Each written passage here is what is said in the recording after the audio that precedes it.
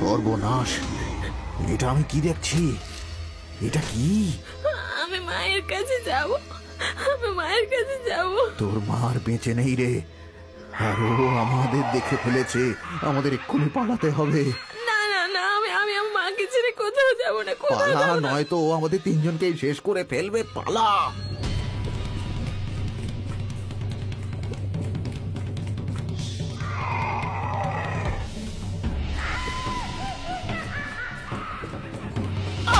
দিদি,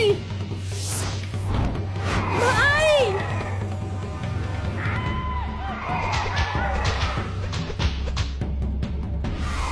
ভাই, ভাই তুই ঠিক আছিস ভাই? হ্যাঁ হ্যাঁ রে, তোর কোথাও লাগেনি তো বাবা? হ্যাঁ, না না, আমি ঠিক আছি। আজ এই ত্রিশূলটার জন্য আমরা বেঁচে গেলাম, কিন্তু এই ত্রিশূলটা এলো কোথা থেকে? আমি মেরেছি এই ত্রিশূল। আপনি কে বাবা? আপনাকে তো ঠিক চিনতে পারলাম না। তোরা আমাকে চিনতে পারবি না। আমি এখানে ওই ভেতালাকে খুঁজতে এসেছি। ভেতালা? আপনি কি বলছেন? আমি কিছু বুঝতে পারছি না। ये जब पिशाच তোদের পিছু নিয়েছিল, वही ভেতালা। আপনি কি করে জানলেন? আর আপনি ওকে খুঁজতে এসেছেন মানে? इसके पीछे की कहानी बहुत लंबी है। এ মাঝরাতে এখানে এত কিছু বলা যাবে না। হ্যাঁ, ঠিকই বলেছেন। আপনি আমাদের সাথে আমার বাড়িতে চলুন বাবা। বাচ্চা দুটোর ওপর দিয়ে বড্ড ধকল গেছে। চল ফির। মনোহরবাবু তান্ত্রিক ও দুই ভাই বোনকে নিয়ে তার বাড়িতে গেলেন। মনোহরবাবুর স্ত্রী দুর্গা আর অপুকে খাইয়ে ঘুম পাড়িয়ে দিলে দুজনে মিলে বসলেন তান্ত্রিক বাবার কাছে। বাবা, এবার বলুন, আপনি কি বলছিলেন ওই পিশাচটার ব্যাপারে? उससे पहले बोल, এই ভেতালা এখানে কিতনে দিনों से আছে? আমরা তো ওকে আজই প্রথম দেখলাম।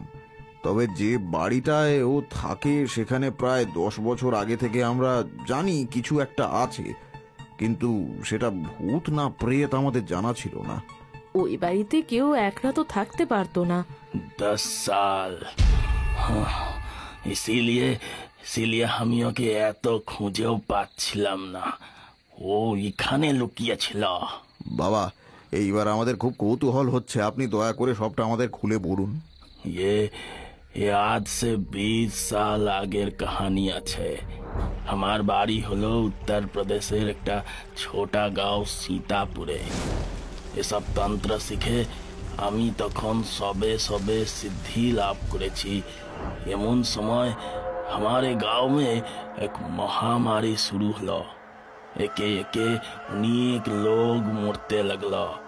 की रोग किसी को पता नहीं, लेकिन वही रोगे मरा इंसान को छूने से भी वो फैल जाता था। धीरे धीरे हमार गांव शमशान हो जेते लगलो।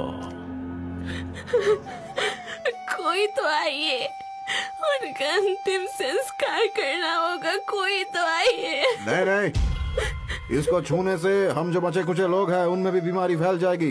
सब चलो बे। এইভাবে গ্রামের হর তরফ শুধু লাশ লাশ পড়ে থাকতো।